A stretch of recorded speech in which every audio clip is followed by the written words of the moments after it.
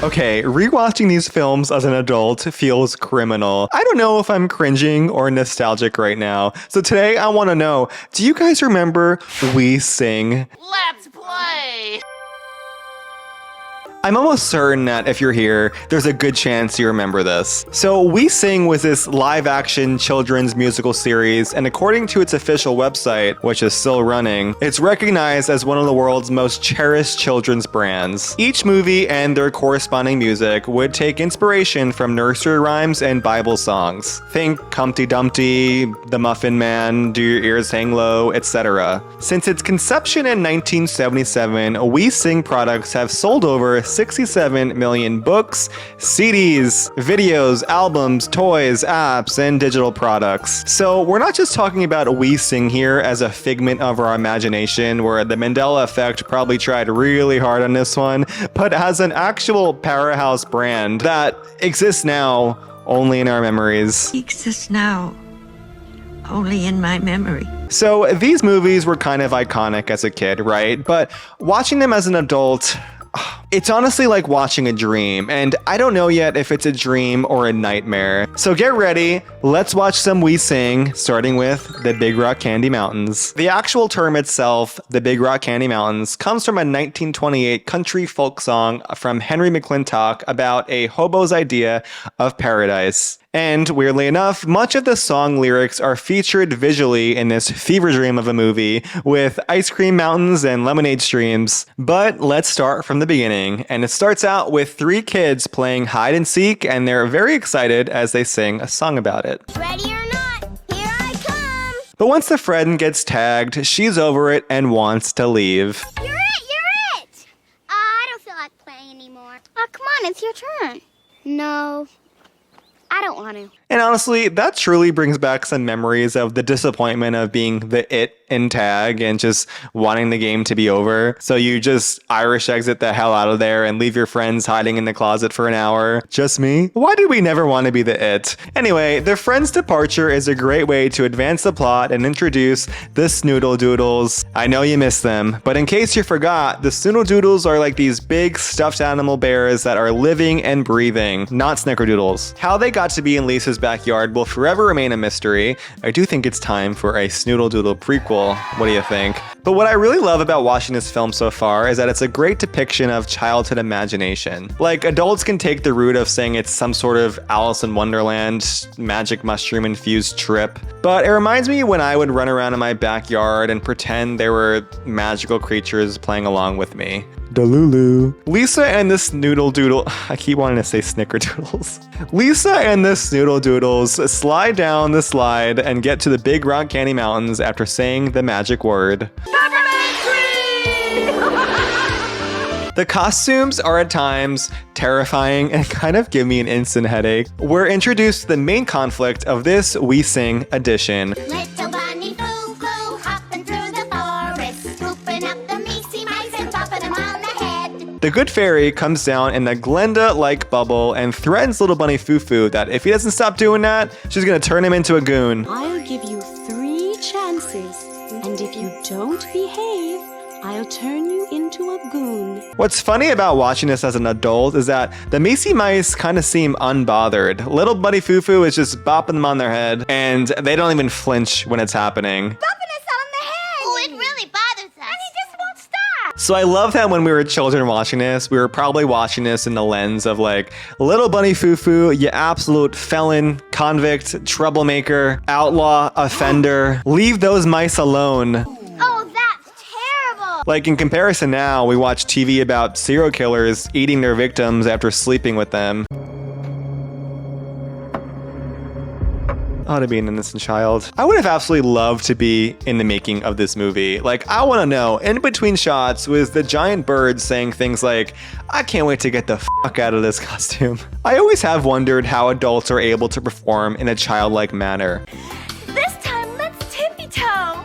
I know Disney World exists, but let's say back in the day, you had this hot date and they ask you, what do you do for a living? And you say, I'm an actor. And they're like, that's awesome. What are you in? And you're like, I'm the giant bird and WEE-SING. But you got to give these people credit for getting paid to sing and dance in these timeless costumes. Thank you, actors. So while the main conflict is about Little Bunny Foo-Foo, the film goes in different directions. One moment we're singing about a grizzly bear.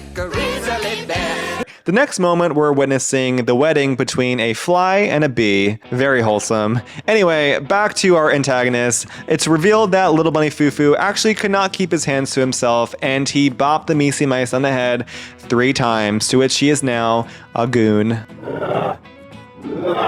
Why couldn't this bunny just keep his damn hands to himself? After singing about his sorrows to Lisa, nobody knows the trouble I've seen. She tells him that the only way to fix this is to apologize to the Meesy Mice. It's now revealed that this is a children's film about the importance of forgiveness and taking accountability. Little Bunny Foo-Foo finally apologizes to these 3 mice, and they make a fuss at first, before all apologizing and declaring they will now all play with each other in harmony. Let's play! While I did enjoy this, I was kind of ready for the climax because watching bees and flies getting married, along with random dance and singing scenes, had me in such a nostalgic chokehold. I didn't know whether to sing, dance along, or just cry in sadness. Overall, it's actually difficult to say this is an absolute nightmare watching as an adult. Sure, the costumes in 2023 are a bit horrifying, but the musical numbers and dancing is kind of top-notch for what you'd want in a children's film. It has good morals and messaging, and I have to say, it kind of holds up, and it's something you'd probably want to show to your children today. I'd show this wholesome gem to my children. Anyway, let's move on to WEE-SING in Sillyville, another major classic in this series. This movie opens up with 2 kids, Lori and Scott, singing Do Your Ears Hang Low to their basset hound dog, Barney. Do your ears hang low? Do they wobble to and fro? Honestly, how creative to tie in a long-eared dog to this plot and song. I'm starting off impressed. Like, it's getting difficult to judge these movies. I thought I'd be more terrified of it. What I'm not impressed with, though, is these eyesore of outfits. Is this what kids wore in the 80s? So, Lori and Scott are sucked into their magical coloring book to a place called Sillyville, where there are talking trees and flowers. This whole place feels like Oz. It must have been the vibe they were going for. We're introduced to Sillywhim. Remember Sillywhim? I'm Sillywhim and you're Lori and Scott. She's a character from the coloring book and has magical powers and lets the children know they've basically been recruited to save the world. She's losing the colors in her outfit because nobody gets along anymore. Sounds a little bit like our society today, don't you think? I think it's time we bring back Sillywhim to save us all. Sillywhim for president. She lets them know that while everyone in Sillyville is nice, they all stay away from each other because they're different colors. Oh, everyone in Sillyville is nice. But now each color just stays away from every other color. She makes the 2 children invisible so nobody can see them because they are just too colorful for Sillyville these days. Well, you 2 are so colorful. I'm afraid they might not talk to you. And they start their journey meeting new groups of musical characters, including the Spurtle Gurgles, the Twirly Pops, the Jingleheimers, and the Bitty Booties. Bitty Booties. Kind of sounds like weird shit you'd find in a candy store. The snozberries taste like snozberries. Now I'm craving candy. First, it's the Twirly Pop singing the nursery rhyme Michael Finnegan. He grew fat and then grew thin again. Watching this as an adult, it's clear that we're dealing with prejudice. And honestly, this movie is genius as it connects a coloring book to diversity and inclusion. And since it was made in the 80s, you didn't have Fox News claiming it was just another woke children's movie.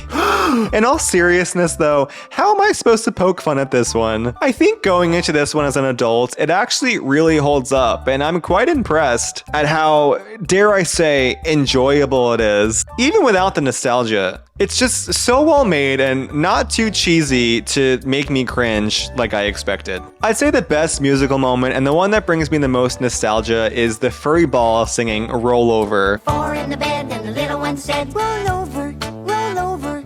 I mean, no wonder I'd watch this movie on repeat. I had severe cute aggression with these things. It's like ASMR for children. Anyway, by the end of this film, all of the characters reunite and the kids declare why colors are so important in Sillyville. Look at all these colors. Without them, Sillyville is gray and miserable. My colors are back. Then they bash out to a song. Make new friends, but keep the old. And by the end, of course, Sillyville is colorful again as everyone is getting along and the world has been saved. If I poke too much fun at this one, my childhood self would not be happy with me. So you know what? I love this film. I love you, WEE-SING. Maybe then next, let's talk about WEE-SING together, because this one I actually don't think I watched as a child. Maybe my Blockbuster just didn't carry it. I don't know. It felt like the first time I was watching this. And maybe that's why it kind of feels like nightmare fuel. I mean, this mouse stuffed animal becomes a real life version of a terrifying pink humanoid in a tutu who is singing Skidamarink to sleeping children. Again, I know these movies are meant to be cute and wholesome, but since I don't have nostalgia for this one in particular, if I woke up as a kid in my bedroom and saw these humanoids singing and dancing in my room, my first instinct would not be to get up and sing and dance with them. This could easily be the beginning to a horror movie. It feels like a kidnapping plot. Like, let's dress up as their stuffed animals, sing and dance and serenade them and tell them how much we love them so they trust us.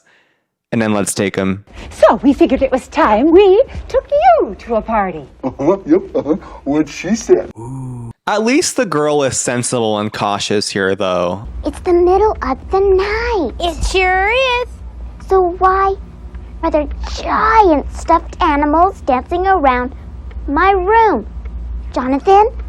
I don't know. Because technically, they do kidnap them and take them to WEE-SING Park. Now, basically in every WEE-SING movie, the kids are transformed to a magical universe where they sing and dance with the world's characters. I mean, we even get a bunny character in this one, although it ain't Little Bunny Foo-Foo, so that's what I'm saying here. When you watch these films without the childhood nostalgic aspect, you're like, this one isn't as good as the other one. If Little Bunny Foo-Foo isn't in it, I'm out.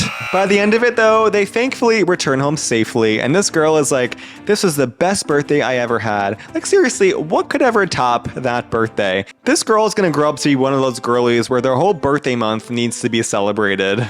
My name is Sally Smith.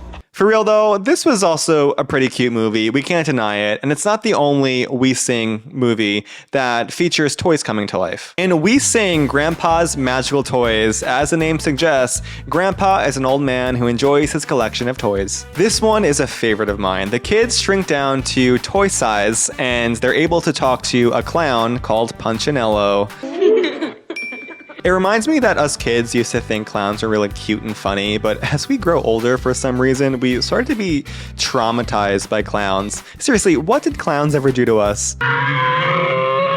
So now we're dancing to What Can You Do, Punchinello Funny Fellow, and I swear, I haven't thought about this line in decades. It's scary that I can say that now. But hearing this line again, it's almost like it never left me. What can you do, Punchinello, funny fellow?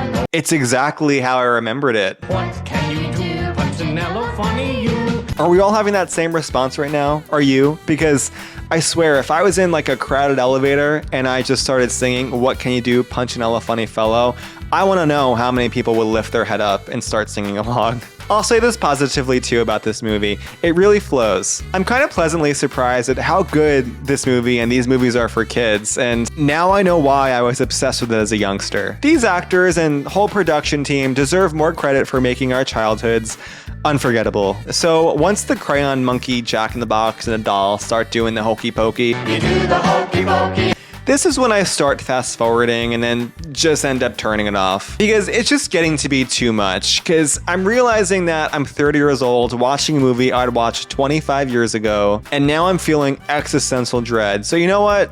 Maybe these are better left for our childhood imaginations. I think I had enough WEE-SING at this point. Watching these 4 cherished WEE-SING editions back to back has me feeling a lot of different ways. I thought I'd be cringing more and being like, how did my childhood self watch these movies and enjoy them? But actually, I can kind of understand why I did now. They're not only really colorful and engaging, but actually have really good storylines and morals and great characters. And the musical numbers slap. I'm finding myself lately singing Punchinello while making dinner, and I'm like, man, I miss being an innocent child. I'd rewatch these endlessly, and the nostalgia level for these is so high. So if you haven't already, this is your sign to rewatch the WEE-SING movies as your comfort nostalgia. And if you have kids, take one for the team and show them, because I don't have them, but if I did, it would be WEE-SING all day, every day. They'll thank you when they're adults too, I promise. Long live WEE-SING.